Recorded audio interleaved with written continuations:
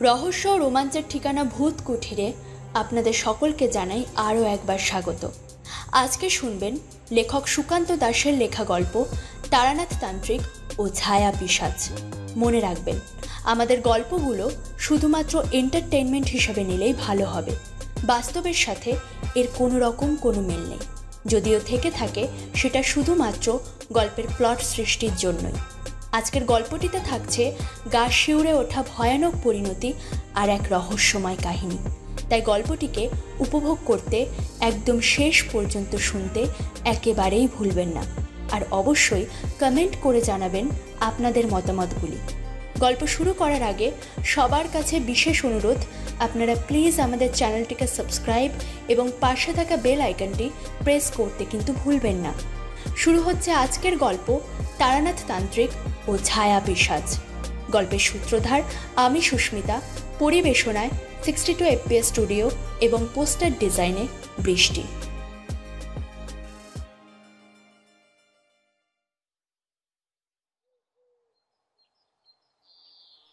বারবার উঠোনের কাছে দাঁড়িয়ে প্রবল ভয়ে কেঁপে উঠছিল বিধুচরণ।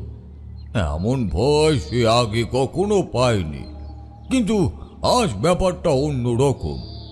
আজ সকাল থেকে বিধুচরণের কেমন যেন মনে হচ্ছিল, কাল রাতে ওই ঘটনাটা ঘটার পর থেকেই কি তাহলে এমন হচ্ছে? যদি সেটাই হয় তাহলে কাল সন্ধ্যাবেলার ব্যাপারটা বিধুচরণের মনে এখনো ভালোভাবে ঢুকলো না। বিধুচরণ চাষের খেতে কাজ শেষ করে কাল সন্ধ্যার দিকে গ্রামের বুড়ো শিবতলায় গিয়েছিল।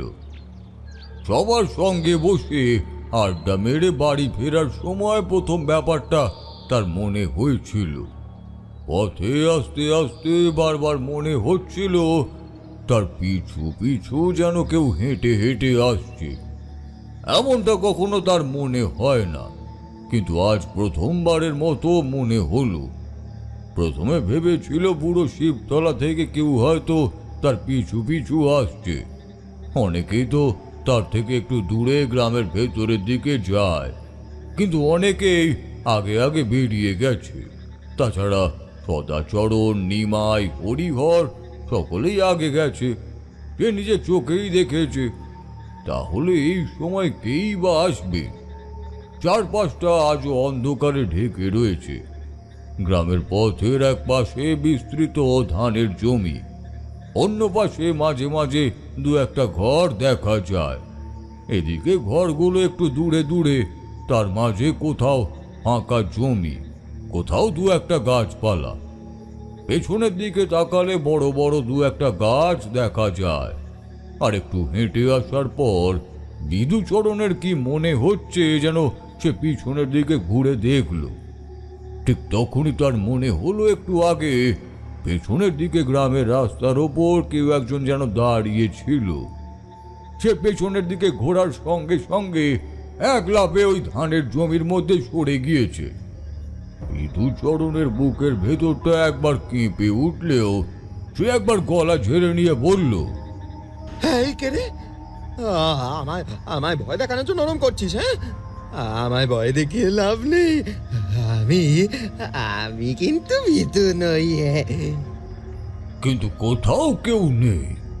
আকাশের চাঁদের অল্প আলোটা গ্রামের পথের ওপর এসে পড়েছে, কিন্তু ধানের জমির উপর গেলেও ধানের জমির সামনে যে হাঁটু সমান জঙ্গল রয়েছে তা ভেদ করতে পারেনি। সেইখানে যদি কেউ লুকিয়ে থাকে তাহলে তা দেখা সম্ভব নয়। বিধুচরণের পক্ষেও তা নয়।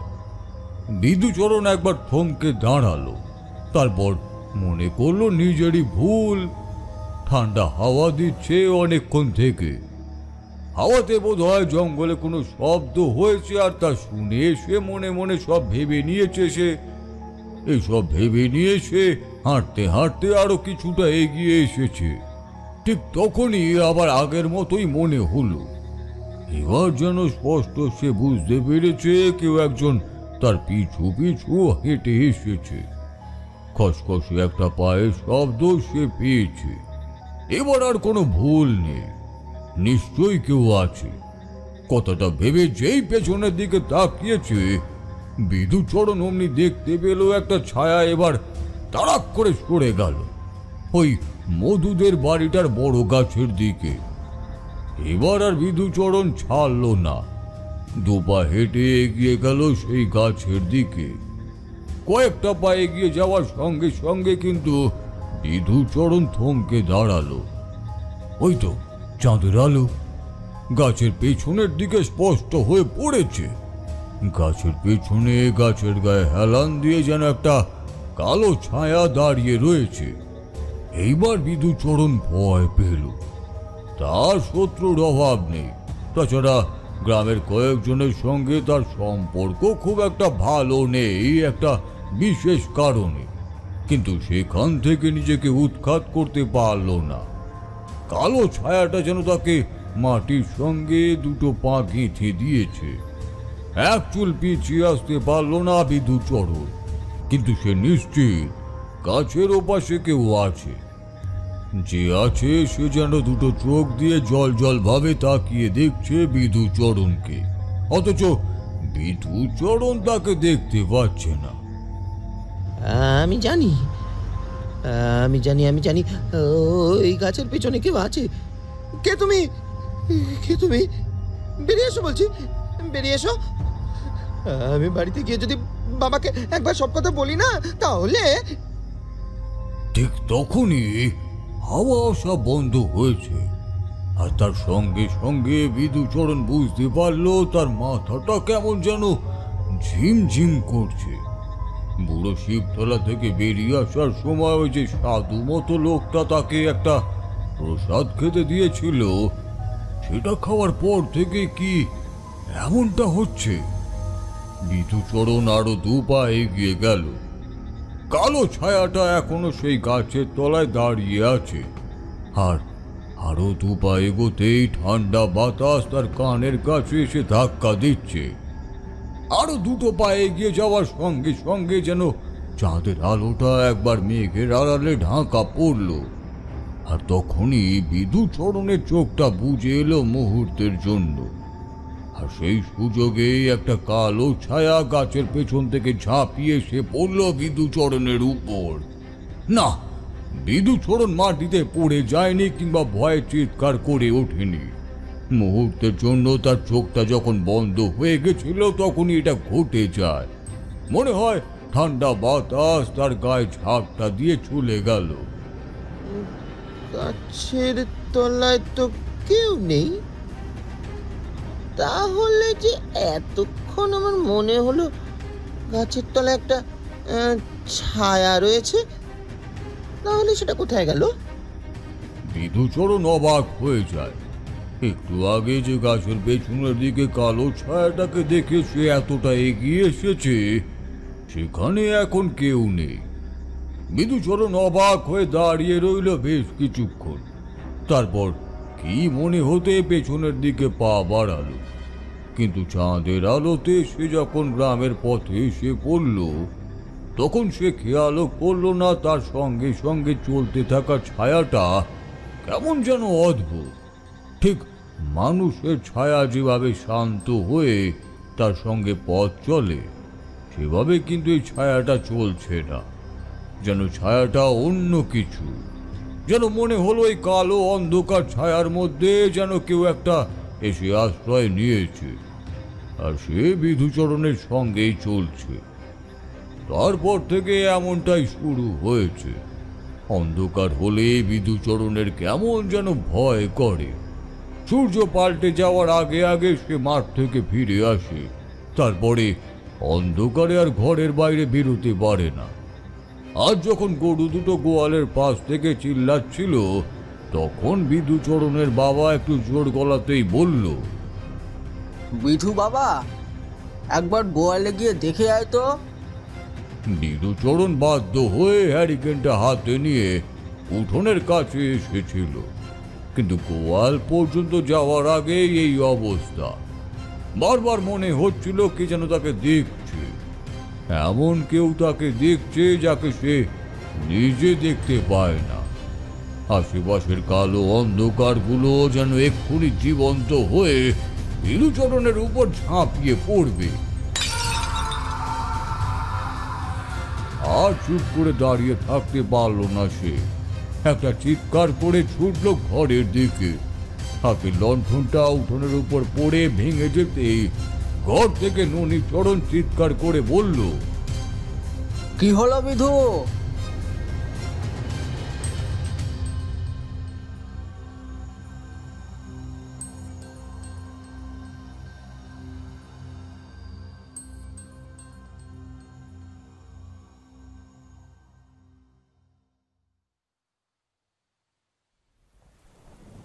তারানাথের বাড়িতে আজ সকাল সকাল যাওয়ার কথা, আর দেখো আজ কিশোরীর অবস্থা।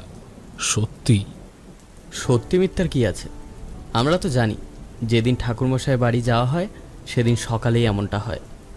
আমার মাঝে মাঝে মনে হয় ঠাকুরমশাইয়ের বাড়িতে যাওয়ার সময় যেন ইচ্ছে করেই ঠাকুরমশাই এসব করেন। যে বৃষ্টি থামিয়ে দিতে পারে সে নিশ্চয়ই বৃষ্টি নামাতেও পারে। কথাগুলো কিশোরী হেসেই বলেছিল। বুঝতে পারলাম ব্যাপারটা নিয়ে সে মশকরা করছে, তাই বললাম, মশকরা না হয় বুঝলে, কিছু ক্ষমতা সত্যিই আছে, তার অনেক প্রমাণ তো আমরা পেয়েছি। তাছাড়া তার কথা শুনলেই তো বোঝা যায় একসময় তার বেশ খানিক ক্ষমতা ছিল, তবে সে নিজে স্বীকার করে তার তেমন কিছুই জানা হয়নি। তন্ত্রে অনেক কিছু আছে বুঝলে, তার সব কিছু তারানাথই জানেন না, তাহলে আমরা জানবো কি করে? তাই সে যে মিথ্যা কথা বলে না সে কথা বোঝাই যায়। আসলে সে তো কখনোই সাধারণ সিদ্ধলাভ করতে পারেননি, সে নিজে সে কথা বলেছেন। সে যাই হোক, কিন্তু তবুও তারানাথের যা ক্ষমতা আছে তা এত সহজে কারোর দেখা যায় না। তাছাড়া আজকালকার দিনে, কিংবা মনে করো সে সময় তারানাথ সাধনার জন্য বেরিয়েছিল, সে সময় ভণ্ড সাধুত্ব অভাব ছিল না, আর তারানাথের সময়ে এইসব আরও বেশি ছিল। এখনও আছে। সেদিন একজন সাধু আমাদের মেস বাড়ির কাছে ঘোরাঘুরি করছিল। তা আমাদের মেসে একজন আছে গোবিন্দমোহন, তার আবার সাধু সন্ততির প্রতি অনেক ভক্তি। সে তাকে দেখতে পেয়ে তাকে কিছু খেতেও দেয়, হাতে কিছু পয়সাও দেয়। সবাই মিলে ঘিরে ধরেছিল। এ কথা ও কথা বলতে বলতে সেই সাধু জানালো সে নাকি ছায়াতন্ত্র সিদ্ধ। মানুষের ছায়া নাকি অনেক সময় তন্ত্রমন্ত্র দিয়ে মানুষের বিরুদ্ধে কাজে লাগানো যায়। সেই তন্ত্রই সে একসময় শিখেছে, সিদ্ধি লাভ করেছে, তবে মানুষের ক্ষতি সে করতে চায় না, তাই ওসব নিয়ে কিছু করে না। কিন্তু যদি কারো উপর তার প্রবল আক্রোশ হয় তখনও সে সামান্য বিব্রত করে। ওই তন্ত্র কাজে লাগিয়ে সে বড় ক্ষতি করে না। কিশোরীর কথাটা শুনে বেশ আশ্চর্য লাগলো। ছায়াতন্ত্র? তারানাথের কাছে অনেক তন্ত্রের কথা শুনেছি, এই তন্ত্রটা কিন্তু নতুন। তাই বললাম, আর কিছু জিজ্ঞাসা করনি? আর কেমন ছিল সেই সাধুকে দেখতে? সাধু কিন্তু একটু অন্যরকম ছিল। অন্যান্য সাধুদের মতো বেশি কথা বলে না, কিংবা ভয়ও দেখায় না। তার মুখে একটা শান্ত হাসি, মাথায় জটা, গায়ে লাল রঙের কাপড়, রুদ্রাক্ষরের মালা, আর হাতে একটা লম্বা ত্রিশূল। লাল রঙের কাপড়ের একটা ঝোলা তার কাঁধে ঝুলছিল। যেই আসে তাকে হাত তুলে আশীর্বাদ করে, তবে কারো কাছ থেকে প্রণাম নিতে চান না। এই কারণেই তাকে আমার একটু ভালো লাগলো। অযথা বেশি কথা বলল না, তাছাড়া নিজের ক্ষমতার বড়াইও করল না। কথায় কথায় ছায়া নিয়ে কথা উঠতে সে ওই কথা বলেছিল। এই তন্ত্রের কথা কিন্তু আজ নতুন জানলাম। যদিও তারানাথ বলতো অনেক তন্ত্রই আছে, তবে আজ না হয় তারানাথের কাছে এই কথাই জানা যাবে। সেই সাধু কিন্তু একটা অদ্ভুত কথা বলেছিল। এই ছায়াতন্ত্রের ক্ষমতা ব্যবহার করে একটা মানুষকে একটু একটু করে মেরে ফেলা যায়। আশেপাশের কেউ বুঝতেও পারবে না যে আসলে কি হয়েছে। বিশেষ কোনো সাধক কিংবা ছায়াতন্ত্র কথা যারা জানে তারা ছাড়া আর অন্য কেউ কিন্তু এই ব্যাপারে কিছুই করতে পারবে না। আমি এসব বিশ্বাস যদিও করিনি, কিন্তু মনে করো কথাটা সত্যি যদি হয়, কি ভয়ানক ব্যাপার তাই না? যদি এমনভাবে কাউকে ছায়াতন্ত্র ব্যবহার করে মেরে ফেলা হয়, সে নিজেও জানতেই পারবে না। ঠিক তখনই বাইরের বৃষ্টিটা ধরে এলো। দরজা খুলে আমি বললাম, আর দেরি করতে হবে না, চলো, বৃষ্টি কমে এসেছে। পথ দিয়ে আজ হেঁটে যাওয়ার কথা ভাবলাম না, ট্রাম ধরলাম। ট্রাম যখন মটলেনে গিয়ে থামল তখন বৃষ্টি আরও কমেছে। আমরা তাড়াতাড়ি পাসিং শোয়ের একটা প্যাকেট কিনে নিয়ে তারানাথের বাড়ির উদ্দেশ্যে চললাম। গিয়ে দেখি বৃষ্টির মধ্যেও কিন্তু তার খদ্দের জুটেছে। ঝিরিঝিরি বৃষ্টি হচ্ছে। দাওয়ার কাছে একজন খদ্দের বসে আছে। তারানাথ খুব মন দিয়ে তার সামনে রাখা একটা কাগজে কি যেন দেখছে। এই সময়টা তারানাথকে বিরক্ত করা যায় না, তাই আমরা উঠোনের এক পাশে দাঁড়িয়ে অপেক্ষা করতে লাগলাম। একটু পরেই লোকটি চলে যেতেই তারানাথ আমাদেরকে ইশারায় ডাকল। দাওয়ায় উঠতে উঠতে কিশোরী বলল, কি ঠাকুরমশাই, পয়সা তো বেশ ভালোই জমিয়েছেন। তারানাথ সামান্য হাসল, তারপর বলল, সেসব কথা না হয়, আসলে যে লোকটি এসেছিল সে বড় বিপদে পড়েছে। তার সামনে বড় দুঃসময় চলবে, বুঝলে হে। সেই কারণেই সে আমার কাছে এসেছিল। তবে তার কুষ্ঠির বিচার করে দেখলাম এবং অনেক কিছুই চেষ্টা করলাম, কিন্তু কিছুতেই এই বিপদের সুরাও খুঁজে বার করতে পারছি না। কয়েকদিন পর তাকে আসতে বললাম, আর এই কুষ্টিটা আমার কাছে রেখে দিলাম, বুঝলে। কেউ যখন বড্ড আশা নিয়ে আমার কাছে আসে আর তারপরে তাকে বিফল করতে হয়, তখন আমার মন কেমন যেন ক্ষুণ্ণ হয়ে যায়। সে তো হবেই, বা কেউ যখন আমাদের কাছে কোনো প্রয়োজনে আসে আর তাকে আমরা সাহায্য করতে না পারি, তখন মন ক্ষুণ্ণ হওয়ারই কথা। কিন্তু ব্যাপারটা কি বলুন তো? দিন কয়েক ধরে লোকটির মনে হচ্ছে যেন তার সঙ্গে কেউ আছে। বিশেষ করে অন্ধকার নামার পরেই তার ব্যাপারটা মনে হচ্ছে, দিনের বেলায় হচ্ছে না। এ বড়ই অদ্ভুত ব্যাপার। কোথাও কেউ নেই, অথচ তার মনে হচ্ছে কেউ রয়েছে। একবারের কথা সে আমায় বলল, বড় বাজারের কাছে তার লোহা লক্করের দোকান রয়েছে। সন্ধ্যার পর দোকানে বসে রয়েছে সে। কর্মচারীটিকে কোনো একটা কাজে পাঠিয়েছে। একা একা বসে থাকতে থাকতে তার হঠাৎই মনে হলো তার পাশে কেউ বসে রয়েছে, কিন্তু তার পাশে কেউই নেই। তাছাড়া লোহা লক্করের দোকান, সেদিকে ভালো করে দেখেছ নিশ্চয় যে খুব একটা বড় হয় না। কেউ যদি ভেতরে ঢোকে তাহলে সে নিশ্চয়ই দেখতে পাবে, কিন্তু কেউই নেই। এদিক ওদিক তাকিয়ে কাউকেই দেখা গেল না। আবার সে নিজের মনে হিসেব করছে। তখনই তার মনে হলো যেন ঠিক তার পেছনে কেউ একজন এসে দাঁড়িয়েছে। কয়েকবার এমন হওয়ার পর সে কর্মচারীকে বারবার সে কথা জিজ্ঞাসা করে, কিন্তু কর্মচারী এ ব্যাপারে কিছুই বলতে পারে না। সে নাকি কাউকে এখানে দেখেনি। তাছাড়া ওই দোকানে অন্য কেউ আসবেই বা কোথা থেকে। বাড়িতে আসার পরেও যখন তার এমন মনে হয়, তখন সে আর চুপ করে থাকতে পারে না। এটা মাত্র দিন তিনেক আগের কথা। আর এই 3 দিনের মধ্যে তার এমন ব্যাপার সব সময় মনে হয়েছে, বিশেষ করে অন্ধকার নামার পর। ঠাকুরমশাই, এই আজ সকালে আমিও এমন একটা খবর জোগাড় করেছি, বুঝলেন। এক সাধুর কাছ থেকে ছায়াতন্ত্রের কথা শুনলাম।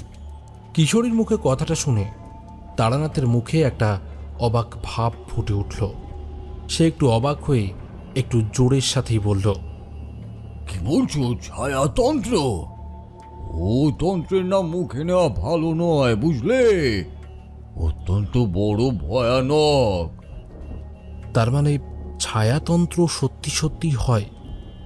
মানে সেই সাধুটা মিথ্যা কথা বলেনি? আমি তোমায় আগেই বলেছিলাম সে মিথ্যা কথা বলছে না। ছায়াতন্ত্র হয়, তবে সে অতি নিম্নমানের এক তন্ত্র। সে তন্ত্রে কঠোর পরিশ্রম করে সাধকের সিদ্ধি লাভ করতে হয়। এই সাধনায় যে একবার সিদ্ধি লাভ করে সে এক অদ্ভুত ক্ষমতা অর্জন করে। তবে ছায়াতন্ত্র মানুষের হিত কাজে কখনোই লাগে না, লাগে মানুষের ক্ষতি করার জন্য। ছায়াতন্ত্রে সিদ্ধ না হলে কোনো সাধক অন্য কোনো সাধকের করা ছায়াতন্ত্রের ক্ষতিকে কখনো রোধ করতে পারবে না। বড় ভয়ানক এক পিশাচ জেগে ওঠে এই ছায়াতন্ত্রে। তারানাথের মুখে একটা অবাক ভাব দেখলাম। তার কথার প্রসঙ্গ বদলে গেল। সে আমাদের তক্তপোষের এক পাশে বসতে বলল। তক্তপোষের এক পাশে বসে তারানাথকে পাশিংশোয়ের প্যাকেটটি এগিয়ে দিয়ে কিশোরী বলল, ওই সাধু আমাদের বললেন যে ছায়াতন্ত্রে দীক্ষিত তিনি, তবে ছায়াতন্ত্রে মানুষের ক্ষতি বেশি হয়, তাই এই তন্ত্র সে কখনোই কাজে লাগাতে চায় না। তবে তার জানা আছে প্রয়োজন হলে। সাধনায় এমন অনেক তন্ত্র আছে যে তন্ত্রের দিকে আমি কখনোই যাইনি। সে তন্ত্র শুধু মানুষের ক্ষতি করতে পারে। এই তন্ত্র এমন, একবার এই তন্ত্রের পিশাচকে জাগিয়ে তুললে সে সহজে যায় না। আর বিশেষ করে এই তন্ত্রের কাছ থেকে সাধকেরও ক্ষতি হওয়ার সম্ভাবনা থাকে। আপনি কখনো এই তন্ত্র করতে কাউকে দেখেননি? মানে এমন কেউ যে এই তন্ত্রের সিদ্ধি লাভ করেছে কিংবা? শুধু সিদ্ধি লাভ নয় হে, দুর্ভাগ্যক্রমে আমি একবার এমনই এক ছায়াতন্ত্রের পিশাচের সম্মুখীন হয়েছিলাম। সে কথা আমি কখনোই তোমাদের বলতে চাইনি। সে অতি ভয়ানক। তবে তোমরা যখন নিজের থেকেই ছায়াতন্ত্রের কথা জেনেছ, তখন তোমাদের সে কথা বলে দিই আজ। বাইরের বৃষ্টিটা আর একটু কমে এসেছিল। তারানাথের হাতে সিগারেটটা শেষ হয়ে আসতেই সে অবশিষ্ট অংশটা ছুঁড়ে বৃষ্টির মধ্যে উঠোনের দিকে ফেলে দিল। তারপর কিশোরীর দিকে তাকিয়ে বললেন, সেবার আমায় একটা কাজে যেতে হয়েছিল বাঁকুড়ার দিকে একটা গ্রামে। কাজে যেতে হয়েছিল বলতে শুধু ঘোরার জন্য আমি বেরিয়ে পড়িনি। ঘুরতে ঘুরতে সেখানে গিয়েছিলাম। সেখানে এক জমিদার বাড়িতে আমায় ডেকে পাঠায়, আর তিনি সাধু সন্তে ভক্ত ছিল। তখন আমার মধুসুন্দরী দেবীর সাথে সাক্ষাৎ হয়ে গেছে। তাছাড়া অন্য যেটুকু ক্ষমতা মধুসুন্দরী দেবী আর মাতু পাগলির আশীর্বাদে জুটেছিল, সেটুকু তখন আমার কাছেই আছে। মনের মধ্যে অনেক আশা সাধনা করব বলে। এর মধ্যে একবার বাড়ি ফিরে আসার পরে বাড়ির লোকেরা জোর করে বিয়ে দিতে চেয়েছিল, কিন্তু পালিয়ে গিয়েছিলাম। জমিদারের বাড়িতে 2 দিন বেশ ভালোভাবেই কাটালাম। জমিদার মশাই আমার বড় আদর যত্ন করলেন, কিন্তু 2 দিন পরে আর ভালো লাগে না। এর জন্য তো আর বাড়ি ছেড়ে বেরিয়ে আসেনি। চাইলে তো বাড়িতেই সংসার করতে পারতাম। তাই জমিদার মশাইকে বাধ্য হয়ে এক সময় বিদায় জানিয়ে সেখান থেকে বেরিয়ে পড়লাম। তারপর হাঁটতে হাঁটতে গিয়ে পৌঁছালাম পাশের গ্রাম গজধরপুরে। গজধরপুরে পৌঁছানোর পরে দেখলাম সেখানে একটা শিবের মন্দির রয়েছে। সেই মন্দিরের আশেপাশের গ্রামের লোকেরা একটা গাছকে ঘিরে বাঁশের মাচা তৈরি করেছে। সেখানে সবাই মজলিসে বসে সেই মন্দিরের কাছে দুপুরটা রইলাম। বিকেলের দিকে সেই বাঁশের মাচার উপর বসে আপন মনে কথা ভেবে চলেছি। আর তখন একটা ডাক শুনে দেখি গ্রামের একটি বয়স্ক লোক।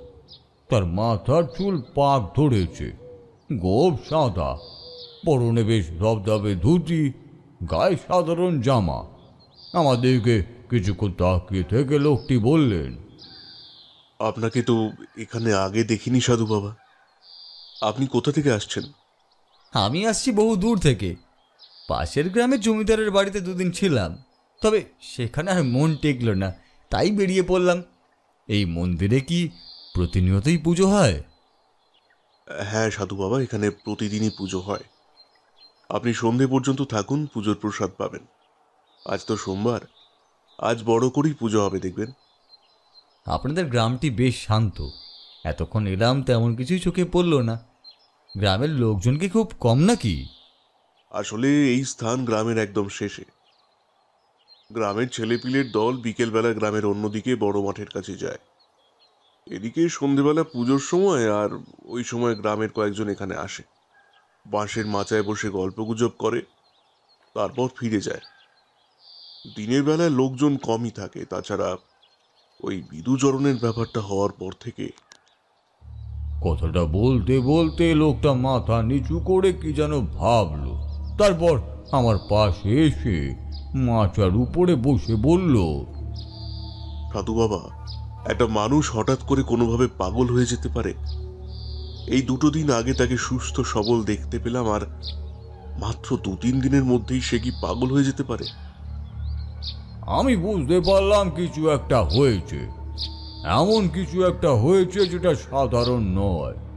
না হলে লোকটি আমার মতো অচেনা একজনকে এত কথাই বা বলবে কেন?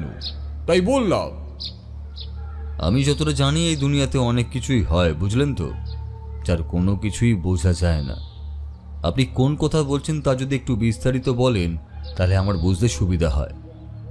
লোকটা একটু চুপ করে বসে রইল, যেন মনে মনে ভাবলো আমায় কথাটা বলা ঠিক হবে কি না। তারপরে এক সময় একটা দীর্ঘশ্বাস ফেলে বলল, আপনার কাছ থেকে লুকিয়ে বা কি করবো সাধু বাবা? আপনি তো গ্রামেই আছেন। তাছাড়া আপনি সাধু মানুষ, যদি কোনো সাহায্য করতে পারেন। আমাদের গ্রামের বিধুচরণ আর তার বাপ ননীচরণ বড় বিপদে পড়েছে। ননীচরণের বয়স আমার থেকে সামান্য বেশি, তবে বিধুচরণের বয়স কম। এই মাত্র 2 বছর হয়েছে তার বিয়ে হয়েছে। কতই বা বয়স হবে, 22-23। প্রতিদিন সন্ধে এই যে মাসের মাচা দেখতে পাচ্ছেন, এইদিকে বয়স্ক লোকেরা বসে গল্প গুজব করে, আর ওইদিকে বিধুচরণের মতো যুবকরা বসে সন্ধে পর্যন্ত গল্প গুজব করে। তারপর যে যার বাড়ি ফিরে যায়।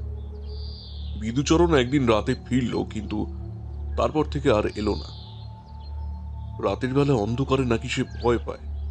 কিন্তু বিশ্বাস করুন সাধু বাবা, আগে কিন্তু সে ভীতু ছিল না।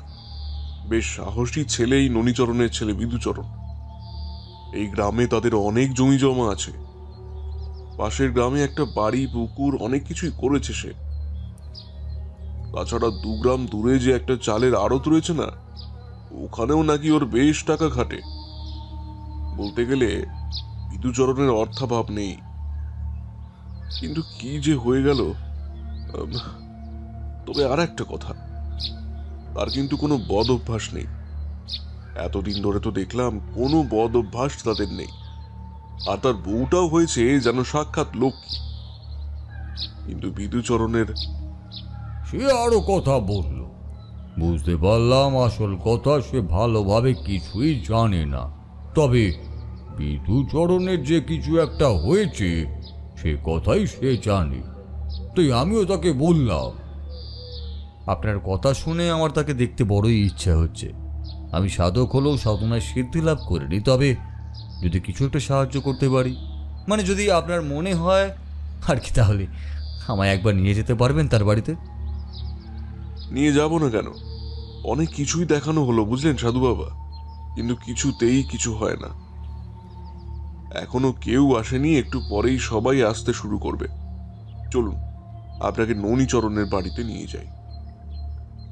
তারানাথ চুপ করতেই কিশোরী বলে উঠল, আচ্ছা ঠাকুরমশাই, ছেলেটির আসলে কি হয়েছিল? মানে এমনভাবে হঠাৎ করে 2-3 দিনের মধ্যে একটা ছেলে পাগল হয়ে গেল কি করে? আমার মনের মধ্যে তখন তোমার মতো একই প্রশ্ন বারবার ঘুরে ফিরে আসছিল। একটা ছেলে মাত্র 2-3টে দিনের মধ্যে পাগল হয়ে যায় কি করে? তাছাড়া তার সঙ্গে কিছু ঘটেইনি। যদি ঘটতো তাহলে নিশ্চয়ই ওই লোকটি জানতো। অনেক সময় অতীতের কোনো ঘটনার পুনরাবৃত্তি বর্তমানে মনে পড়ে, তার জন্যই সমস্যা হয়। তেমন কিছু যদি হয় তাহলে সেটা জানতে সময় লাগবে। তাই আমি তার বাড়িতে যেতে চেয়েছিলাম। গ্রামের বাইরের দিকেই সেই শিব মন্দির। সেখান থেকে আর একটু ভেতরে ঢুকতেই আশেপাশে গ্রামের বাড়ি ঘর চোখে পড়ল। তখন সন্ধে নামতে শুরু করেছে সবে মাত্র। বাড়িতে গিয়ে সেই লোকটির কথাতে এই ননীচরণ নামের লোকটির সঙ্গে দেখা হলো। সত্যি সে আরো বয়স্ক, তার মাথার সমস্ত চুল সাদা হয়ে এসেছে। গোপ দাঁড়িয়ে এমনকি মুখের চামড়াতেও ভাঁজ পড়তে শুরু করেছে। আমরা তার ঘরেই বসেছিলাম। একটু চুপ করে থেকে লোকটি বলল, সাধু বাবা, আপনি যদি কিছু করতে পারেন একবার দেখুন। এই কয়দিনের মধ্যে তো কবিরাজ দেখালাম, কবিরাজ কিছুতেই রোগ ধরতে পারে না। সারাদিন কিছুই হয় না, সারাটা দিন আগের মতোই থাকে, কিন্তু অন্ধকার নামার পর থেকে কেমন যেন বদলে যায়। ঘরের মধ্যে বন্ধ করে রাখে নিজেকে, বাইরে আসতে চায় না। এমনকি আমার যে লক্ষ্মীবন্ত বৌমা, তাকেও নিজের কাছে ঘেঁষতে দেয় না, কাছে গেলেই চিৎকার করে। কি হয়েছে তার? কিছু বলে? মানে কিছু দেখতে পায়? এই কথায় ননীচরণ নামের লোকটি আমার দিকে অদ্ভুতভাবে তাকিয়ে বলল, হ্যাঁ সাধু বাবা, দেখতে পায়। কিন্তু আপনি কি করে জানলেন? না, তেমন কোনো ব্যাপার নয় আসলে। এমন ক্ষেত্রে মাঝে মাঝেই অন্ধকারে মানুষ অনেক কিছুই দেখতে পায়। যদি তেমন হয় তাহলে এর পেছনে কিন্তু অনেক কিছুই থাকতে পারে। কি হতে পারে বলুন তো সাধু বাবা? আপনি আগে একবার দেখে নিন তাকে। তার কথাটাই ঠিক মনে হলো। আমরা তিনজন পাশের ঘরের কাছে একটা জানালার সামনে এসে দাঁড়ালাম। এইখানে বাড়ির কথাটা একটু বলা দরকার। বাড়ির সামনের দিকে বেশ খানিকটা বড় উঠোন, তার পাশে গোয়াল ঘর। গোয়াল ঘরে বেশ কয়েকটা গরু রয়েছে। বাড়ির সামনের দিকে পাশাপাশি তিনটে ঘর। ভেতরের দিকে এগিয়ে গেলে পেছনে রান্নাঘর, আর ভেতরে আরো একটা বড় ঘর। সেই ঘরেই বোধহয় ব্যবসা সংক্রান্ত কাজের জন্যই ব্যবহার করে ননীচরণ। বাড়ির পেছনের দিকে অয়ন প্রণালীর ব্যবস্থা আছে। আমরা শেষের দিকের একটা ঘরের জানালার কাছে এসে দাঁড়িয়েছিলাম। ভেতর থেকে একটা মৃদু শব্দ ভেসে আসছিল, যেন কেউ বলছে, চলে যা, চলে যা, চলে যা, অন্ধকারে, অন্ধকারে চলে যা তুই। আমি কিছুতেই আর ঘরে আলো জ্বালবো না, কিছুতেই জ্বালবো না। আমরা জানালার কাছে দাঁড়ালাম। জানালার পাল্লাটা আস্তে করে খুলে দিলাম। ঘরের মধ্যে একটু আলো নেই, ঘুটঘুটে অন্ধকার। চুপ করে দাঁড়িয়ে ভাবছি কি করব, এমন সময় মুখের সামনে ধরাম করে জানালাটা বন্ধ হয়ে গেল। তার আগে একটা শব্দ পেয়েছিলাম, বিছানার উপর কেউ যেন লাফিয়ে উঠে যাওয়ার শব্দ। আর জানালাটা বন্ধ করে দিয়েছে তার সঙ্গে সঙ্গেই চিৎকার করে কেউ ভেতর থেকে বলে উঠল, চলে যা, সবাই চলে যায় এখান থেকে। জানলা খুলবি না, দরজা খুলবি না, আমি আমি কাউকে চাই না। ননীচরণের গলা কেঁপে উঠল। দেখলেন তো সাধু বাবা, এই অবস্থা। অন্ধকার হয়ে গেলেই কেমন যেন বদলে যায়। দিনের বেলা কিন্তু ওকে দেখলে বুঝতেই পারবেন না যে ও এমন করে। দিনের বেলা ওর কিছু মনেই থাকে না। এবার কিন্তু ননীচরণের কথা শুনে একটু অবাকই হয়ে গেলাম। একটা মানুষ অন্ধকার নামার পরে বদলে যায়, আবার দিনের আলোয় বদলে যায় না। এটা কি করে হয়? আমরা সেই জানালার কাছ থেকে বাধ্য হয়ে সরে এলাম পাশের ঘরে। এসে বসতেই একটি মেয়ে মানুষ ঘোমটা দিয়ে আমাদের ঘরে ঢুকলো। এই আমার বৌমা লক্ষ্মী, নামেও যেমন লক্ষ্মী তেমন কাজেও। কিন্তু আমার ছেলের... বউটি এবার বলল, সাধু বাবা, আপনি আমার পরিবার ঠিক করে দিন। ওর যে কি হয়েছে তা আমি বুঝতেই পারছি না। আমি ঘরে গেলেও চিৎকার করে ওঠে, অন্ধকার করে রাখে গোটা ঘর, আর কার সঙ্গে যেন কথা বলে সব সময়। সত্যি বলতে আমি নিজেও বুঝতে পারছিলাম না কি হয়েছে। তবে এই সব কিছুর পেছনে যে অশরীরী কোনো শক্তি রয়েছে সেটা বোঝা যাচ্ছিল, কিন্তু কেনই বা এটা হচ্ছে। তাই আমি বললাম, আপনি বলতে পারেন কবে থেকে এই ব্যাপারটা হচ্ছে? সেদিন ছিল রবিবার। সেদিন বিকেলবেলায় ও আর ঘর থেকে বের হতে চাইল না। সেদিন আকাশে মেঘ ছিল, সূর্য তাড়াতাড়ি ডুবে গেছিল। তারপর থেকেই ও আর অন্ধকার ঘর থেকে বেরোলো না। সেদিন আমি রাতের বেলা গরুগুলো ডাকছে দেখে ওকে বাইরে যেতে বলেছিলাম, তখন সে বাইরে গিয়েছিল। তারপরে চিৎকার করে উঠল, চিৎকার করে হ্যারিকেনটা মাটিতে ফেলে দিল। হ্যারিকেনটা ভেঙে গেল আর ছুটে ঘরের ভেতরে এসে ঢুকে দরজা বন্ধ করে দিল। সেই রাতে বিছানা থেকে এক পারও নামেনি। গোটা রাত বিছানার একপাশে কুঁকড়ে বসেছিল। আমি কত শোনার চেষ্টা করলাম কি হয়েছে, কিন্তু কোনো কথাই আমায় বলল না। গোটা রাত ভয়ে ভয়ে ছিল, যেন একটা ছায়া। ও বারবার একটা ছায়ার কথা বলছিল, একটা ছায়া যেন তাকে তাড়া করছে। এইবার আমি অবাক হলাম আর বললাম, একটা ছায়া? আচ্ছা, এর আগে কি আপনার ছেলে ছায়াকে ভয় পেত? মানে অনেকের ছায়ার প্রতি একটা ভয় থাকে আর কি। না, তেমন কোনো ভয় ছিল না। সেই দিনের কথা বলুন না বাবা, সেই দিনের কথা। পরদিন খাওয়া দাওয়ার পরে ছেলেটা আমার একা ওই ঘরে ঘুমোতে যাবে। বলল কিছুতেই আমার বৌমাকে তার ঘরে শুতে নেবে না। আমি ভাবলাম বৌমা আর ছেলের মধ্যে রাগারাগি হয়েছে, তাই পাশের ঘরে বৌমাকে মালতীর সঙ্গে ঘুমোতে পাঠালাম। মালতী ঘরের মেঝেতে শুলো আর বৌমা বিছানায়। অনেক রাত্রের দিকে হঠাৎ করে ঘুমটা ভেঙে গেছে। কি যেন মনে হলো, অনেকক্ষণ বিছানার ওপর চুপ করে বসে রইলাম। ঘরের আলোটা জ্বালিয়ে দিলাম। তারপরেই মনে হলো কোথা থেকে যেন একটা শব্দ আসছে, কেউ যেন আস্তে আস্তে কথা বলছে। কথাটা ভেবে আস্তে আস্তে ঘরের দরজা খুলে বাইরে বেরিয়ে এলাম।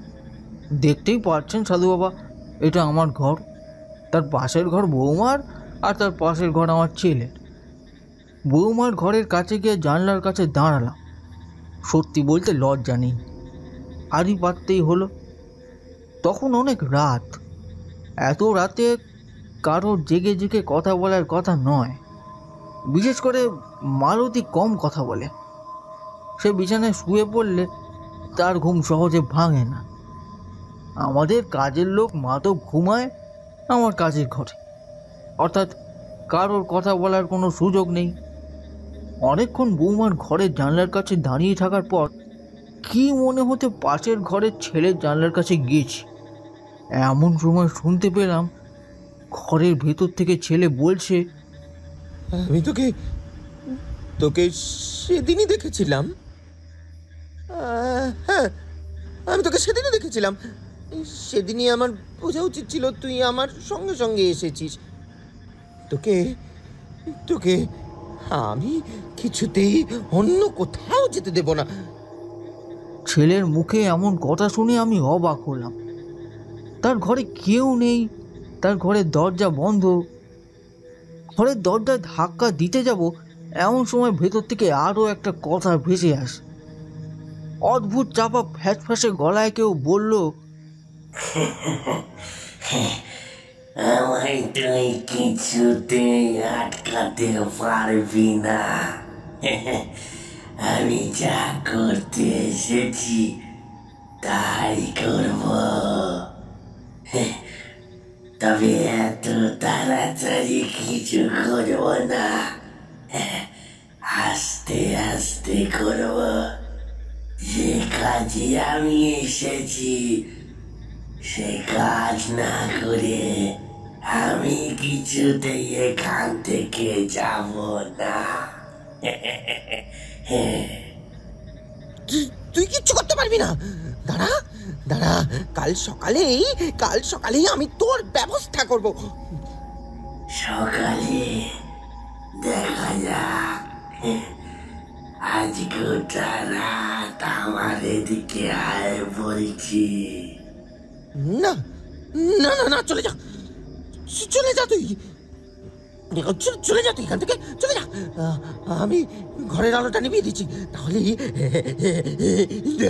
তাকে চলে যেতে হবে। খবরদার, ঘরের আলো নিভিয়ে দিবি না। আমার মনে হলো সাধু বাবা ঘরের আলোটা আমার ছেলে নিভিয়ে দিল। তারপরে আর কোনো কথা নেই। ছেলেটা বারবার বিড়বিড় করে কাকে যেন চলে যেতে বলছে, কাকে যেন বারবার চুপ করতে বলছে। কিছুই বুঝতে পারছিলাম না আসলে কি কথা বলছিল। আর কেনই বা এমন কথা? একবার দরজায় ধাক্কা দিয়ে বললাম, কি হয়েছে তার বিধু? বিধু! আমার ছেলে কিন্তু ঘরের ভেতর থেকে সাড়া দিল না, অথচ একটু আগেই তাকে কথা বলতে শুনেছি। আমি জানি সে জেগে রয়েছে, কিন্তু সে সাড়া দিল না। আমার চিৎকার শুনে আমার বৌমা লক্ষ্মী ঘর থেকে বেরিয়ে এলো। হ্যাঁ সাধু বাবা, বাবার কথা শুনে আমি ঘর থেকে বেরিয়ে এলাম। এসে দেখি বাবা ওনার ঘরের দরজার কাছে দাঁড়িয়ে আছে। জিজ্ঞাসা করতেই আমার সব কথা খুলে বলল। আর ঠিক তখনই ভেতর থেকে মাত্র একবার আমি কি যেন একটা পড়ে যাওয়ার শব্দ শুনলাম। আবার দরজার কাছে গিয়ে আমি ধাক্কা দিলাম, কিন্তু ঘরের ভেতর থেকে দরজা খুলল না। অনেকক্ষণ দাঁড়িয়ে থাকার পরে আমরা যে যার ঘরে চলে গিয়েছিলাম। তখনও বুঝতে পারিনি ব্যাপারটা এমন বাড়াবাড়ি এত রকমের হতে পারে। তার মানে বন্ধ ঘরের মধ্যে কেউ একটা ছিল। কিন্তু সকালে যখন দরজা খুলে বিধুচরণ বাইরে বেরিয়ে এসেছিল তখন আর কেউ ছিল না। আমার বৌমা সকালের আগে আগে উঠে ঘরের দরজায় ধাক্কা দিয়ে তার ঘুম ভাঙিয়েছে। ইচ্ছে করেই করেছে যাতে ঘরে কেউ থাকলে দেখা যায়, কিন্তু না, ঘরের দরজা জানলা সব কিছুই বন্ধ ছিল। এমনকি খাটের তলায় ঘরের চারিদিকে সে খুঁজে দেখেছে, কোথাও কেউ নেই। বড়ই অদ্ভুত ব্যাপার। এই সব কিছুর পেছনে কিছু একটা তো আছেই, এমন কিছু একটা যেটা বিধুচরণ আমাদেরকে বলতে পারছে না, না হলে সে বলতে চাইছে না হয়তো। সেটা আমারও মনে হচ্ছে, কিন্তু এমন কি হতে পারে সাধু বাবা যে কথা বিধুচরণ আমাদের বলতে চাইছে না? তাহলে কি বিধুচরণ আমাদেরকে কোনো বিপদ থেকে বাঁচাতে চাইছে? রাতের বেলা সে বারবার কাউকে চলে যেতে বলে, আর বারবার বলে সে আমাদের হাত থেকে বাঁচবে। তবে ব্যাপারটা অন্য কিছু হতে পারে। বিধুচরণ হয়তো ভয় পেয়ে কিংবা অপ্রকৃতস্থ অবস্থায় ওই সমস্ত কথা বলে থাকে। আর ঘরের ভেতর যে অন্য গলাটা শুনতে পান, সেটা কি তারপরে আর শুনতে পেয়েছিলেন? না, ওই একবারই। তারপর দু একদিন ঘরের দরজার কাছে দাঁড়িয়ে থেকে দেখেছি, কোনো শব্দই শুনতে পাই। সমস্ত কথা শুনে আমি একটু অবাকই হলাম। এমন কে আছে ঘরের ভেতর? কিন্তু সেটা তো একবার শুনেছে ওরা, তাহলে মনের ভুল হতে পারে কি করে? অনেক সময় এমন হয়। তাছাড়া অপ্রকৃতস্থ অবস্থায় বিধুচরণ এমনভাবে গলা বিকৃত করে কথা বলে না তো। এমন ব্যাপার আমি এর আগেও দেখেছিলাম। কিন্তু যাই হোক না কেন, ব্যাপারটা যে একেবারে সুবিধা নয় তা বোঝা যাচ্ছিল। মনে মনে স্থির করলাম বিধুচরণের ঘরের দরজার কাছে গিয়ে আজ তার কথা শুনব, আর কাল সকালে তার সঙ্গে ভালো করে কথা বলার চেষ্টা করব।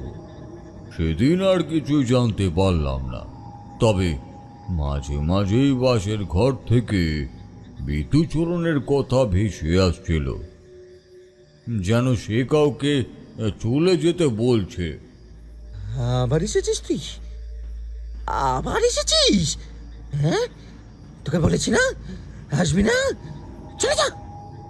তুই কি আমায় শান্ত থাকতে দিবি না? হ্যাঁ, তোর জন্য আমি রাতে ঘুমোতে পারি না, চলে যা, চলে যা।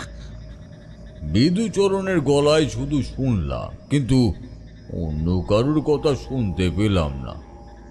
সেদিনটা ননীচরণের বাড়িতে থেকেই গেলাম। পরদিন সকালে ঘুম থেকে উঠে কিন্তু বিধুচরণের এক অন্য রূপ দেখলাম। আমার সাথে দেখা হতেই শান্ত গলায় বলল, সাধু বাবা, আপনি কখন এসেছেন? আপনাকে তো দেখিনি। কাল রাতেই এসেছি। কাল রাতে যখনই আসলাম তখন তোমায় দেখলাম তুমি ওভাবে চিৎকার করছিলে। বিধুচরণের দু চোখের তলায় কালি, চুল উস্কো খুস্কো, দুটো চোখ কেমন যেন লাল হয়ে আছে।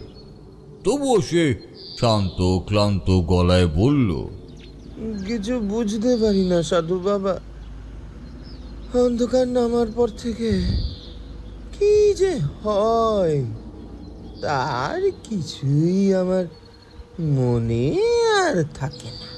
কবে থেকে হচ্ছে এসব? ওই ওই সেদিন শিবতলা থেকে, হ্যাঁ এই শিবতলা থেকে ফেরার সময় পথের মাঝে এই সেই ছায়াটিকে দেখলাম। আর তারপর থেকেই ওই যে আর আর ওই সাধু, হ্যাঁ হ্যাঁ ওই সাধু আমায় একটা কি কি কি প্রসাদ দিয়েছিল। যে সাধুর কাছ থেকে প্রসাদ খেয়েছিলে তাকে তুমি চেনো? বিধুচরণ মাথা নাড়িয়ে বলল, না সাধু বাবা, আমি তাকে চিনি না। বাবাকে সে কথা বলেছিলাম, বাবা সে কথা বিশ্বাস করতে চায়নি। এক সাধুর প্রসাদ খেয়ে আমার এরম হতে পারে নাকি? তুমি এর আগে দেখোনি? সেদিনই তাকে দেখলে, আর তার প্রসাদ খাওয়ার পর থেকে তোমার এই অবস্থা হলো কি, তাই তো? গ্রামে তোমাদের কোনো শত্রু আছে কি? অনেক আছে, অনেক আছে। বাবা নিজে কষ্ট করে এই জমি জমা, এমনকি পাশের গ্রামে একটা জমির সঙ্গে বাড়ি করেছে। তাতেই গ্রামের অনেক লোকেরা বাবাকে ভালো চোখে দেখে না। আমাদের বাড়ির পাশে ওই যে বাড়িটা, ওই যে ওই বাড়িতে রমাকান্ত বাড়ুজ্জে যে থাকে, হ্যাঁ তার সঙ্গে বাবার আদায় কাঁচকলায় সম্পর্ক। আমার মনে একটা ভাবনা হঠাৎ করেই উদয় হয়েছিল। সেই সাধুর প্রসাদ খাওয়ার পরই এমনটা হয়েছে। তাহলে সেই সাধু কিছু করেনি তো? কিন্তু একজন সাধু হঠাৎ করে এমন কাজই বা করতে যাবেন কেন? বিধুচরণকে নিয়ে সেদিন সকালে বাড়ি থেকে বেরোলাম। ননীচরণ সবই দেখলো, কিন্তু কিছুই বলল না। গ্রাম ঘুরতে ঘুরতে তার থেকে আরো অনেক কথাই জানতে পারলাম। একটা ছায়াকে সে দেখতে পায়, একটা অদ্ভুত ছায়া। তবে তার কোনো কিছুই মনে থাকে না ভালোভাবে, অথচ সেই ছায়াটাকে আর কেউই দেখতে পায় না। সেই ছায়াটা যেন নিজের ছায়ার সঙ্গে মিশে থাকে, আর সেই কারণে রাতের বেলা আলো সহ্য সে করতে পারে না। আলো না এলে ছায়া আসবে না, আর অন্ধকারের মধ্যে বসে থাকার সময়ও তার মাঝে মাঝে মনে হয় যে সে তার পাশেই আছে। সেদিন সন্ধেবেলার আগেই বাড়ি ফিরে এলাম। বিকেল হওয়ার আগেই বারবার বিধুচরণ আমায় তাড়া দিচ্ছিল। তবুও বাড়ির কাছাকাছি আসতে আসতে অন্ধকার নামলো, আর তাতেই একটা অদ্ভুত দৃশ্য আমি দেখতে পেলাম। এতক্ষণ ধরে শান্তভাবে থাকা বিধুচরণ কেমন যেন অশান্ত হয়ে উঠল। বাড়ির কাছাকাছি আসতেই সে বলল, পিছনে আমার। বিধুচরণ রাস্তার মাঝে প্রায় চিৎকার করছে।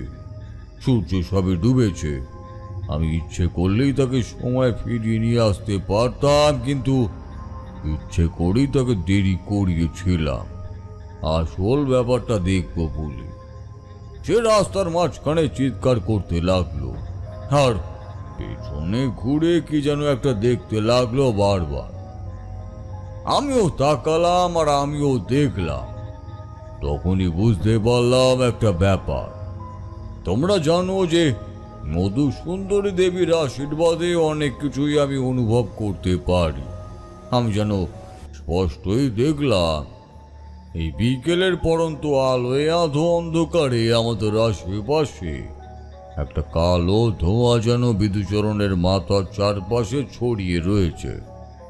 বিধুচরণের চোখ মুখও উদ্ভ্রান্ত।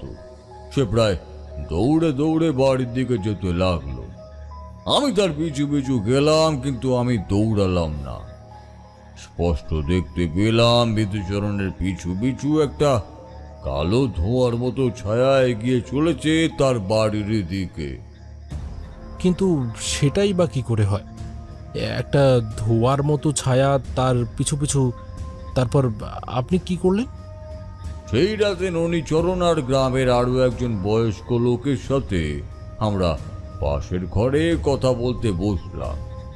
নিজের ঘরের দরজা নিজেই ভেতর থেকে বন্ধ করে রাখলো বিদ্যুচরণ। তাকে আর বিরক্ত করতে বারণই করলাম। এক সময় কথায় কথায় আমি নিজেই রমাকান্ত বাড়ুজ্যের কথা তুলতেই ননীচরণ বলে উঠল, আমারও মনে হয় ওই রমাকান্ত কিছু করেছে। ওই সাধুর কথা বিধুচরণ বলল, তখন আমি কিছুই বিশ্বাস করিনি।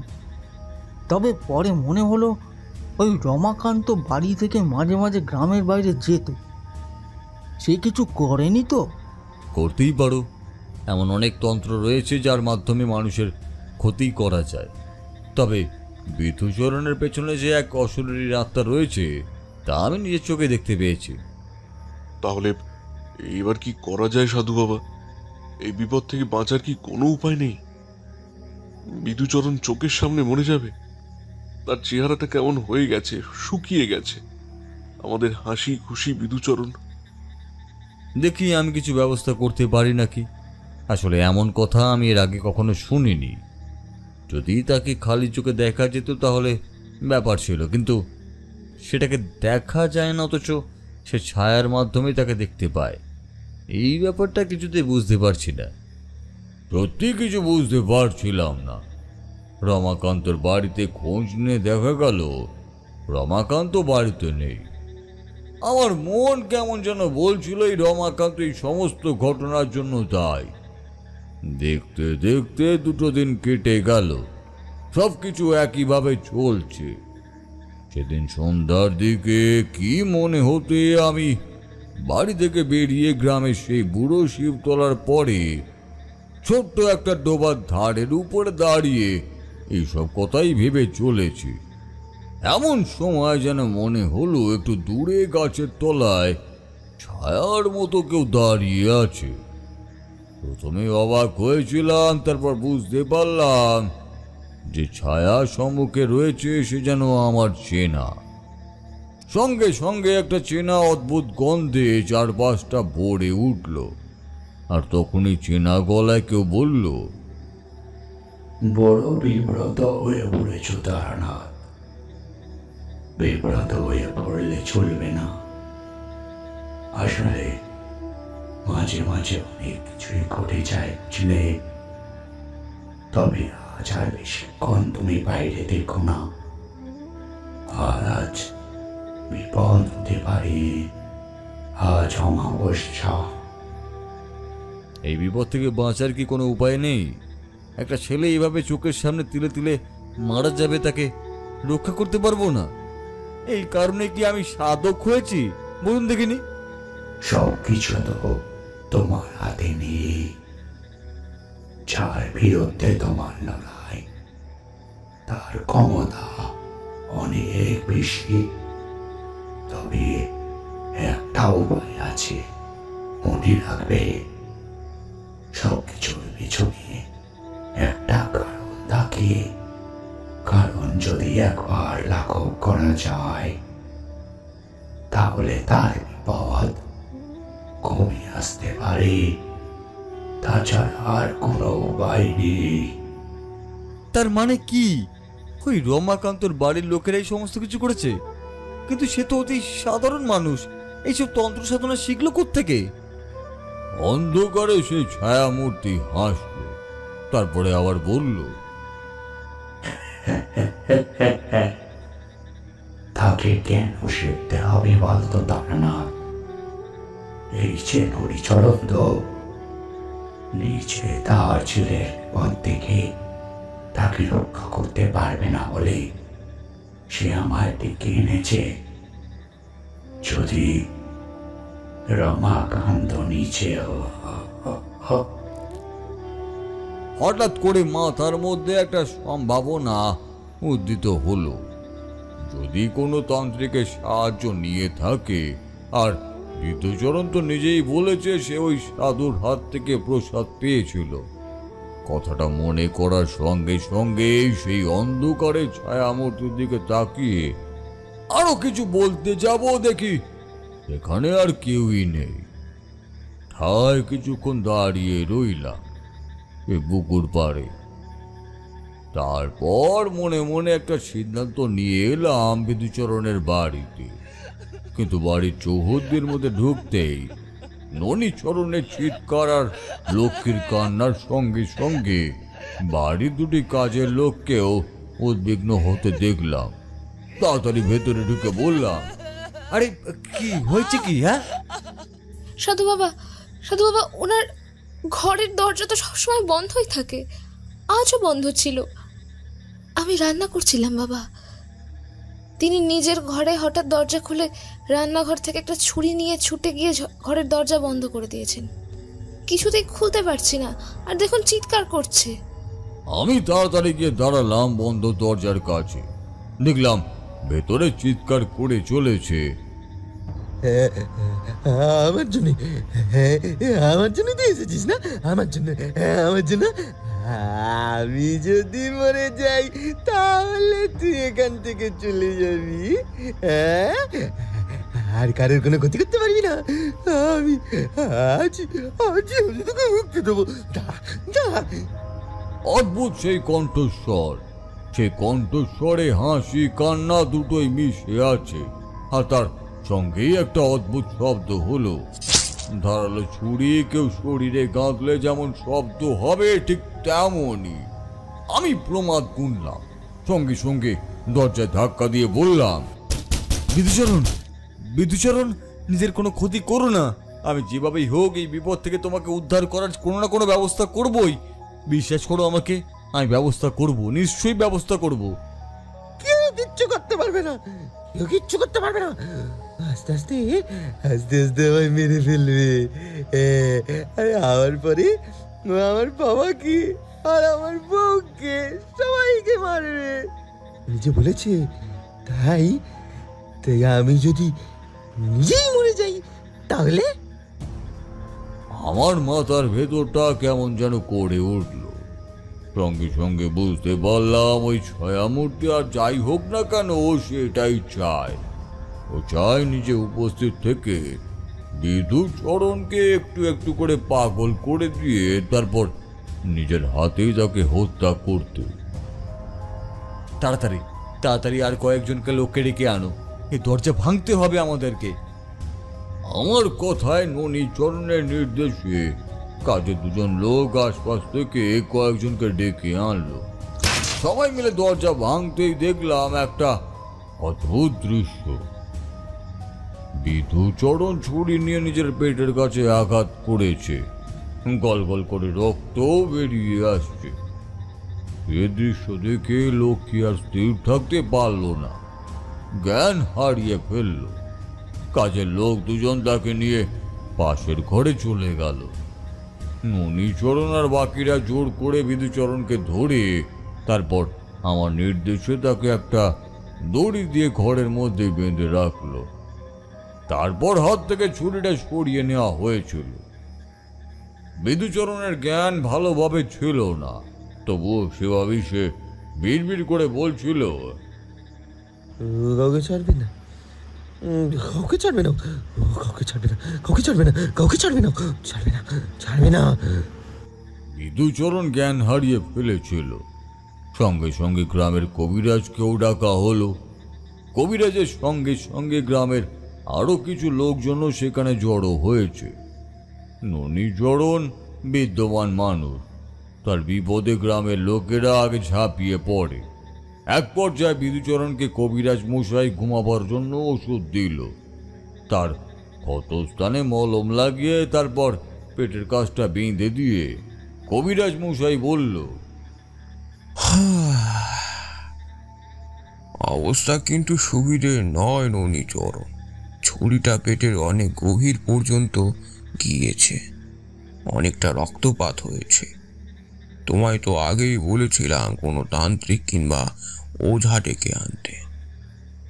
কারণটা কি হয়েছে তা আমি বুঝতে পেরেছি কবিরাজ মশাই, তবে এই বিপদ থেকে উদ্ধার করার জন্য আমার একটা বিশেষ কাজ আপনাদেরকে করতেই হবে। এর পাশের বাড়ির রমাকান্ত বাড়ুজ্যের খবর একবার নিতে হবে। তার জন্যই সমস্ত কিছু হয়েছে। আমার কথা শুনে গ্রামে যারা জমা হয়েছিল সকলের মধ্যেই ফিসফাস গুঞ্জন উঠল। কেউ কেউ গলা তুলে বলল, রমাকান্ত তো ননীচরণ বিধুচরণ কাউকে দু চোখে দেখতে পেত না। আমিও ভেবেছিলাম যে ওই কিছু করেছে। কিন্তু সাধু বাবা, তার এত ক্ষমতা কোথায়? তাহলে কি সেই সাধু? আমারও সেটাই মনে হয়, সেই সাধককে রমাকান্ত বাড়িতে কাজে লাগিয়েছিল। সাধু এমন কোনো প্রসাদ খাইয়েছিল বিধুচরণকে যা খাওয়ার পর থেকেই কিন্তু তার এমনটা হয়েছে। বিধুচরণ আমায় বলেছিল সেদিন রাতের ঘটনাগুলো। বিধুচরণ জ্ঞান হারিয়ে ফেলেছিল, কিন্তু অদ্ভুতভাবে তার মুখ থেকে তখনও কথা বেরিয়ে আসছে। আমি এবার একটা কাজ করলাম, উঠে গিয়ে দড়িতে বাঁধা থাকা বিধুচরণের কপালের ঠিক মাঝখানে বুড়ো আঙুল চেপে ধরলাম। তারপর একটা গোপন মন্ত্র পড়তে শুরু করলাম।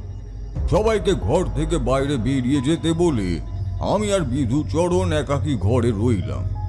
জানালার কাছে দাঁড়িয়ে ননীচরণ, জগন্নাথ, কবিরাজ বাকি কয়েকজন উঁকি মারতে লাগলো। ঘরের দরজা বন্ধ। ঘরের ভেতরে টিম টিম একটা হ্যারিকেন জ্বলছিল। এভাবে বেশ কিছুক্ষণ বসে থাকার পরই প্রথম সেই গন্ধটা পেলাম, আর তার সঙ্গে সঙ্গে যেন আমার মনে হলো ঘরের মধ্যে আরো কেউ একটা আছে। ঘরের জানালাটা হঠাৎ করেই দড়াম শব্দ করে বন্ধ হয়ে গেল।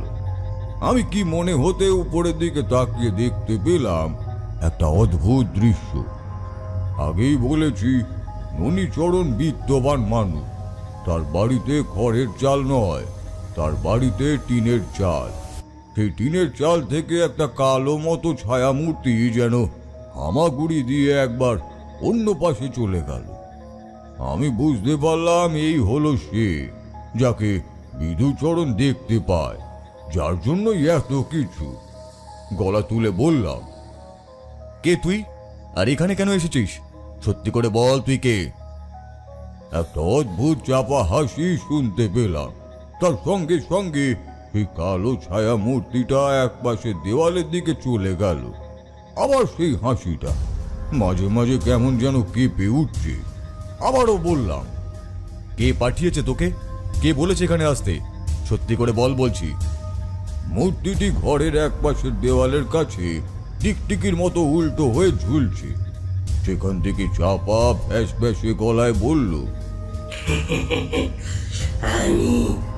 আমি ছায়া ভক্ষণ, আমি ছায়া ভক্ষণ করতে এসেছি। ও ছায়াটাকে আস্তে আস্তে আমি খেয়ে ফেলব,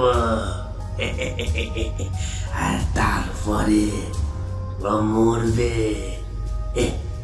তারপরে পরিবারের সকলে মরবে। এই গোটা বাড়িটা আমি ছাড়খাড় করে দেব। ছাড়খাড়। কেন? ওরা তোর কোনো ক্ষতি করেনি, তাহলে তুই এমন করছিস কেন? আমায় যে পাঠিয়েছে আমি তার আজ্ঞাবহ, তার নির্দেশে আমি এ কাজ করছি। কে পাঠিয়েছে তোকে, আর এখানে আসার জন্য তোকে কে বলেছে? সে কথা আমি বলবো না, তবে ওকে আমি নিয়ে যাবই। তারপরে এ বাড়ির বাকিদের আমি নিয়ে যাব। আমি থাকতে তুই এই কাজ করতে পারবি না। আমায় আটকাবি? হ্যাঁ, তুই জানিস না আমি কে? আমি ছায়া ভক্ষক। তোর মতো কাপালিকের ক্ষমতা নেই আমাকে আটকানোর। তাই তাহলে তোর ক্ষমতার একটা পরীক্ষা হয়ে যাক, দেখে তুই এই বাঁধন ছাড়িয়ে বিধুচরণের ক্ষতি করতে পারিস নাকি।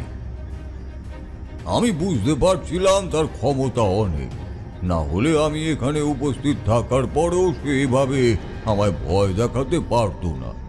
তার শরীরটা কালো লিকলিকে, চারপাশে যেন কালো ধোঁয়া উঠছে। এর মধ্যে হ্যারিকেনের অল্প আলোয় অদ্ভুত লাগছিল তাকে দেখতে। সে আবার উঠে গেল উপরে টিনের কাছে। টিন বাইতে বাইতে সে দাঁড়ালো বিধুচরণের শরীরের উপরে। আমি বিধুচরণের কপালের ওপর ডান হাতের বুড়ো আঙুলটা রেখে প্রাণপণে মধুসুন্দরী দেবীর স্মরণ করতে লাগলাম। আমি জানি এই অশরীরীটিকে আটকানোর ক্ষমতা আমার নেই। একবার যদি কোনো তান্ত্রিক কোনো সাধনা করে কোনো প্রেতকে পাঠিয়ে থাকে, আর সে যদি কোনোভাবে মানব শরীরের দখল নিতে পারে, তাহলে তাকে বার করা খুবই কষ্টের কাজ।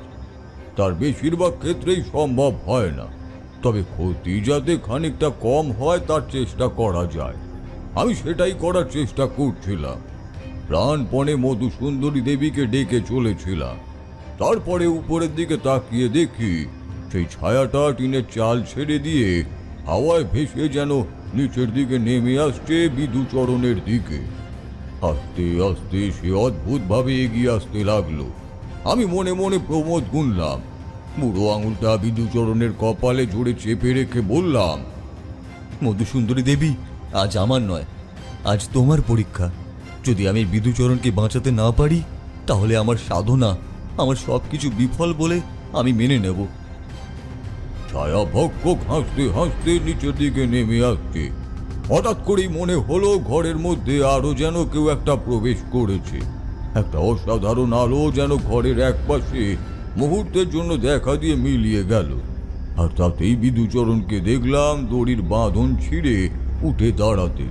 বিধুচরণের দুটো চোখ বন্ধ, তার পেটের কাছে ক্ষতর বাঁধন বেয়ে রক্ত বেরিয়ে আসছে। বিধুচরণ উঠে দাঁড়ালো। সেই ছায়া ভক্ষক একদম মাথার কাছে এসে পড়েছিল। একটা হাত ওপরের দিকে তুলে সেই ছায়া মূর্তির গলা যেন চেপে ধরল। বিধুচরণের মধ্যে যেন তখন হাজার হাতির শক্তি ভর করেছে। সেই ছায়া মূর্তির গলা চেপে ধরে সে ছিটকে নিয়ে ফেলল হ্যারিকেনের আলোর উপর। সঙ্গে সঙ্গে একটা ব্যাপার ঘটে গেল।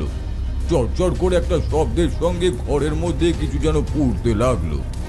এতক্ষণ একটা কথা বলা হয়নি। একটু আগেই জানালার দরজার ওপর বাইরে থেকে সবাই ধাক্কা দিচ্ছিল। আমি তাদের চুপ করে বাইরে অপেক্ষা করতে বলেছিলাম। বাইরে গুঞ্জন ফিসফাস কথা শোনা যাচ্ছিল, কিন্তু কেউ ঘরে ঢোকার চেষ্টা করছিল না। এইবার যে ঘরের ভেতর চরচর শব্দ করে কিছু একটা পুড়তে লাগলো আর বিভৎস একটা গন্ধ বেরোলো, তখন আবার দরজায় ধাক্কা পড়ল। ননীচরণ বলল, সাধু বাবা, সাধু বাবা, ঘরে কি হচ্ছে? আমার ছেলেটা ঠিক আছে তো? আমার মুখ থেকে তখন কথা সরছে না। এ কোন বিধুচরণকে দেখতে পাচ্ছি আমি? সেই কালো ছায়া হ্যারিকেনের উপর পড়তেই হ্যারিকেনটা ভেঙে গিয়েছিল। সঙ্গে সঙ্গে তার গোটা শরীর আগুনে দাউ দাউ করে পুড়তে লাগলো। সে এক অদ্ভুত দৃশ্য। এভাবেই সে আবার ছুটে যায় বিধুচরণের দিকে। বিধুচরণ কিন্তু এবারও ভয় পেল না। তার দুটো চোখ আগের মতোই বন্ধ। দু হাতে সে সেই আগুন জ্বলতে থাকা ছায়া ভক্ষককে তুলে ধরে আবার ছুঁড়ে ফেললো ঘরের মেঝেতে। ঘরের হ্যারিকেনটা নিভে গেছে, ভালোভাবে কিছুই দেখা যায় না। শুধু সেই জ্বলতে থাকা ছায়ামূর্তির শরীর থেকে বেরিয়ে আসা আগুনে আমি এই দৃশ্যটা দেখতে পাচ্ছি। আমার মাথার মধ্যে কেউ যেন বলতে লাগলো, তারানাথ, ওকে আমি আর বাঁচাতে পারবো না। ও অনেকক্ষণ আগেই মারা গিয়েছে, কিন্তু তোমার কোনো বিপদ হবে না। তুমি এখান থেকে বেরিয়ে যেতে পারবে। কিন্তু আমি যে সেটা চাইনি দেবী। আমি বিধুচরণকে বাঁচাতে না পারলে এখানে এসে তো আমার কোনো লাভই হবে না। আমি ননীচরণকে আশ্বাস দিয়েছিলাম তার ছেলেকে বাঁচিয়ে দেব। সে আমায় বিশ্বাস করেছে, তাহলে সেটা আর হয় না। মৃত মানুষকে বাঁচিয়ে দেওয়া সম্ভব নয় তারানাথ। ওর মৃত্যু অনেকক্ষণ আগেই হয়ে গিয়েছে। ওর ভাগ্যে যা লেখা ছিল তাই হয়েছে। তবে ভাগ্যে যা লেখা আছে তাহলেও এর পেছনে যে রয়েছে সে এত সহজে ছাড় পাবে না। আজ রাতেই ওই তান্ত্রিক মরবে, আর তারপর আর কোনো কথা শুনতে পেলাম না। চিৎকার করে ডাকলাম, দেবী দেবী তুমি এটা করতে পারো না, এইভাবে বিদুচরণকে। কথাটা বলতে গিয়ে চুপ করে গেলাম। বাইরে ননীচরণ, জগন্নাথ সকলেই দাঁড়িয়ে আছে। একটু পরে ঘরের ভেতরে আলোটা কমে এলো, আর দরজাটা দড়াম শব্দ করে খুলে গেল। বাইরে থেকে জগন্নাথ, ননীচরণ, কবিরাজ আরো অনেকে ঘরের ভেতর হুড়মুড় করে এসে ঢুকলো। তাদের হাতে আলো। সেই আলোতে দেখা গেল বিদুচরণ ঘরের মাঝখানে পড়ে আছে। তার পেটের কাছ থেকে রক্ত বেরিয়ে আসছে। তার শরীরে যে প্রাণ নেই তা বোঝা যায়। ঘরের জানালাটা খোলা, ঘরের ভেতরে একটা পোড়া পোড়া গন্ধ। আমি ক্লান্ত হয়ে ঘরের একপাশে মাটির দেয়ালে হেলান দিয়ে বসে রয়েছি। ননীচরণ আমার সামনে এগিয়ে এলো। তারপর মাটির উপর আচারি বিচারি খেতে খেতে বলল, সাধু বাবা, সাধু বাবা, আমার ছেলেটা, সাধু বাবা, আমার বিদুচরণকে। আমি কোনো কথা বলতে পারলাম না। জগন্নাথ বোধহয় বুঝতে পেরেছিল আমারও শরীরটা ঠিক ভালো লাগছে না, তাই সে তাড়াতাড়ি জল এনে দিল। জলে ছিটে মুখে দিতেই খানিকটা ভালো লাগলো। কবিরাজ মশাই নাড়ি পরীক্ষা করলো আর বলল, বড়ই অদ্ভুত ব্যাপার। নারী তো ঠিক আছে, তাহলে আপনাকে এত ক্লান্ত বলে মনে হচ্ছে কেন সাধু বাবা? আমি ক্লান্ত গলায় বললাম, বিদুচরণকে আমি বাঁচাতে পারলাম না, অনেকক্ষণ আগেই সে মারা গিয়েছিল। কবিরাজ এগিয়ে গিয়ে তার নাড়ি পরীক্ষা করলো। আরো কিছুক্ষণ পরীক্ষা করে বলল, আমি তো আগেই বলেছিলাম ও বাঁচবে না। আসলে পেটের কাজটা এত গভীর হয়েছে যে পেটের ভেতরে সবকিছু ছিঁড়ে গিয়েছে, ওকে বাঁচানো যেত না। লক্ষ্মী জ্ঞান ফিরে পেয়েছিল। এই কথা শুনে আবার জ্ঞান হারালো। ননীচরণও কেমন যেন হয়ে গিয়েছিল।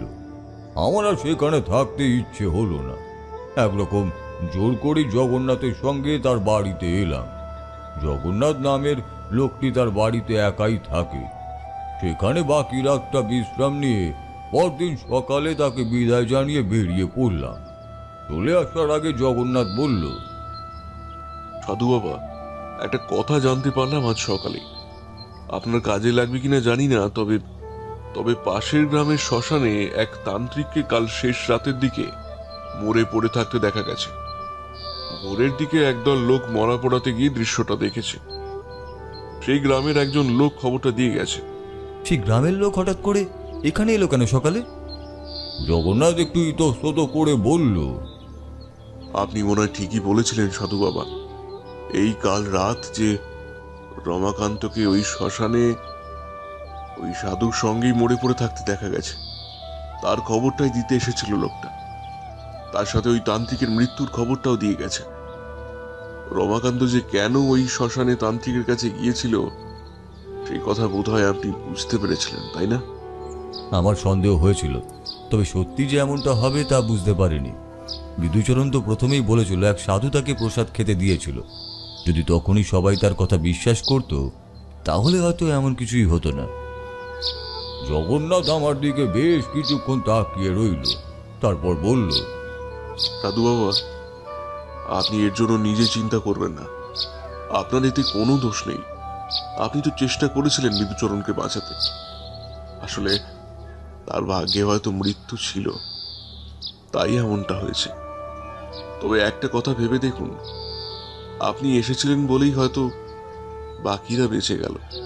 হয়তো বিদুচরণের পরে সেই প্রেত ননীচরণ এমনকি লক্ষ্মীরও কোনো ক্ষতি করার চেষ্টা করত।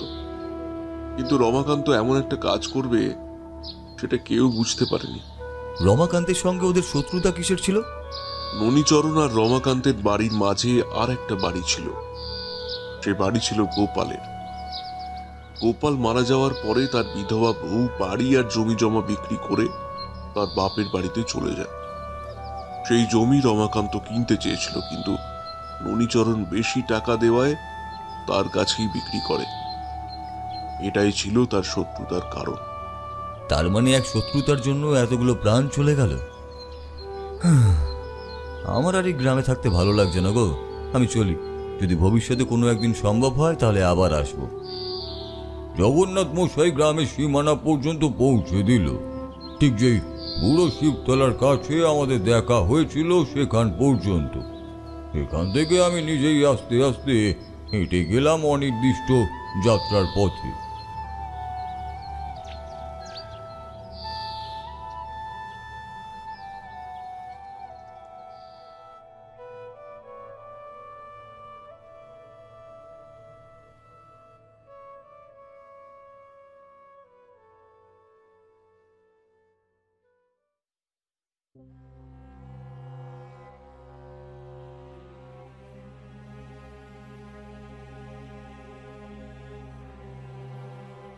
শুনছিলেন লেখক সুকান্ত দাসের কলমে তারানাথ তান্ত্রিক ফ্যান ফিকশনের গল্প তারানাথ তান্ত্রিক ও ছায়া পিশাচ।